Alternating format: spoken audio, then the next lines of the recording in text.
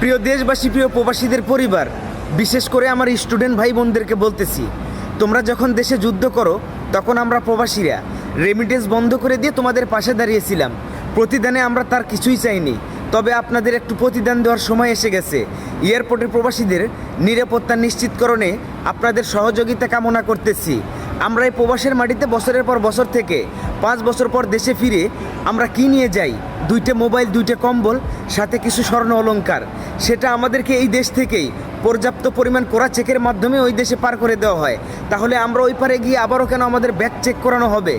আর সেখানে প্রতিনিয়তই এমন খবর আসে আমাদের লাগেজ কেটে মোবাইল অথবা স্বর্ণ চুরি হয়ে গেছে। সামান্য এয়ারপোর্টের একজন আনসার বাহিনী এবং লাগেজ বহনকারী কুলিদের হাতে প্রবাসীদেরকে প্রতিনিয়ত মার খেতে হয়, যারা কিনা প্রবাসীদের একটা জুতো বহন করারও ক্ষমতা রাখে না। মাননীয় প্রধানমন্ত্রী ডক্টর ইউনূস স্যার, আগামী 24 ঘন্টার ভিতরে এটার সুস্থ তদন্ত করে একটা কঠিন বিচার চাই।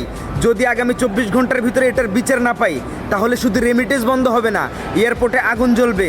প্রিয় প্রবাসী ভাই বোনেরা, এ ভুল ক্ষমার যোগ্য। ভিডিওটা বিদ্যুতের গতিতে শেয়ার করো।